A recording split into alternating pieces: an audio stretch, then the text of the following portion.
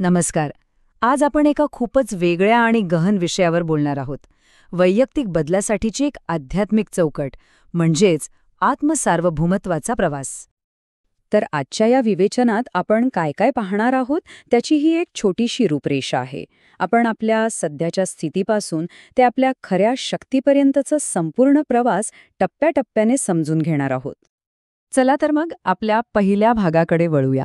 या प्रवासाचा जो मूळ पाया आहे तो समजून घेऊया. तो पाया म्हणजे काय, तर हे जग आणि आपलं जीवन एका पूर्वनियोजित नाटकासारखं पाहणं. या प्रवासाची सुरुवातच एका खूप मोठ्या विचाराने होते. तो विचार असा की जे काही आपल्या आजूबाजूला घडतंय ते सगळं एका पूर्वनियोजित नाटकाचा, एका ड्रामाचा भाग आहे. आणि म्हणूनच कोणी काही केलं तर त्याचे आभार मानण्याचीही गरज नाही, कारण प्रत्येकजण आपापली भूमिकाच तर बजावतोय. मग हा ड्रामा किंवा खेळ म्हणजे नेमकं काय? सोप्या भाषेत सांगायचं तर असा विश्वास की हे संपूर्ण जगाचं चक्र, यातल्या सगळ्या घटना, लोकांच्या भूमिका, हे सगळं एक परफेक्ट, पुन्हा पुन्हा होणारं नाटक आहे. आणि ज्याला हे समजतं तो बनतो स्वदर्शन चक्रधारी, म्हणजे जो स्वतःच्या चक्राला पाहू शकतो. हे झालं नाटकाचं स्वरूप. आता पाहूया या नाटकात आत्म्याचा प्रवास कसा होतो.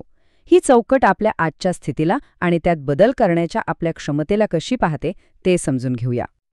तर ह्या प्रवासातली जी मूळ अडचण सांगितली जाते ती आहे अनाथ असण्याची अवस्था.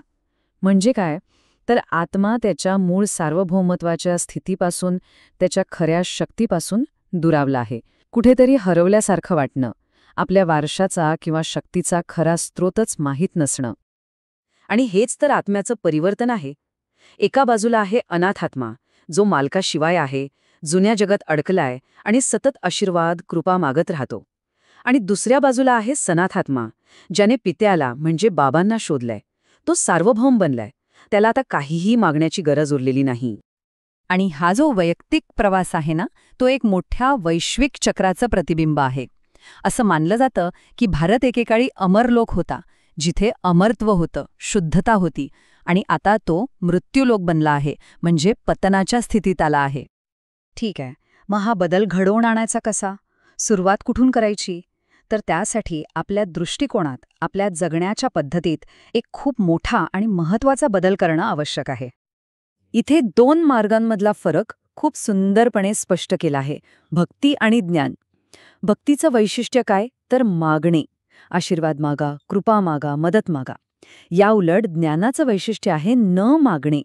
का? कारण जेव्हा तुम्हाला हे नाटक आणि त्यातली तुमची भूमिका समजते तेव्हा मागण्याची गरजच संपून जाते. आत्मसार्वभौमत्वावर इतका जास्त भर दिला आहे की मूळ साहित्यात एक खूपच कठोर वाक्य वापरलंय. ते या मागण्याच्या मानसिकतेच्या पलीकडे जाण्याचं महत्त्व अधोरेखित करतं.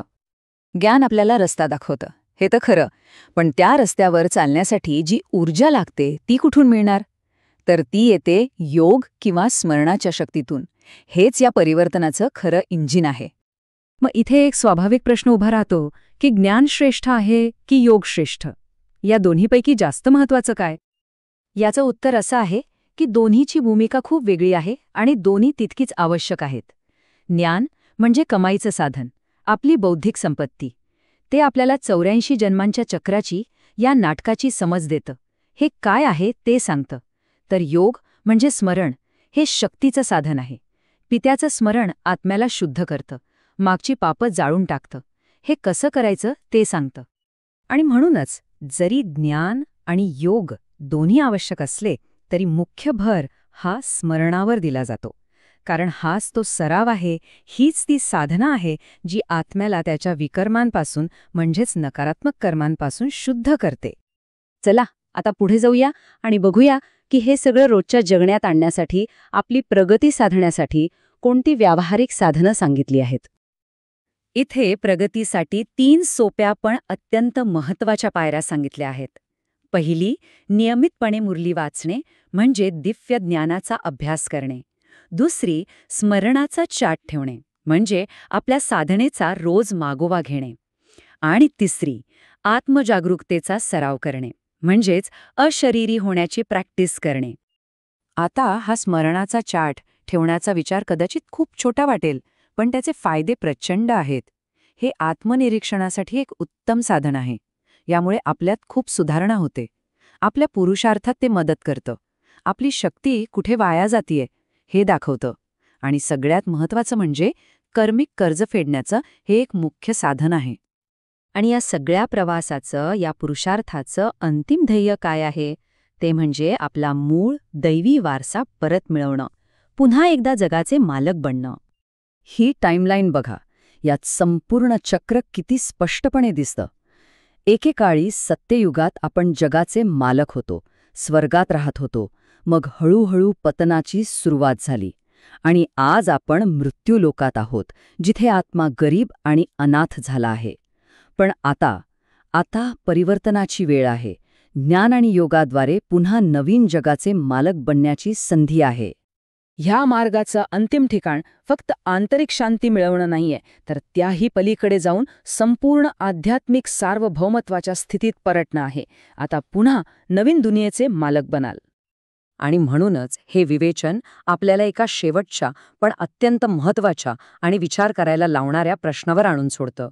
हे ज्ञान आता कृतीत आणण्यासाठी एक आवाहन आहे की काल आम्ही राजे होतो, आज गरीब आहोत, तर पुन्हा मालक बनण्यासाठी आपला पुरुषार्थ काय असेल? आपलं स्वतःचं प्रभुत्व परत मिळवण्यासाठी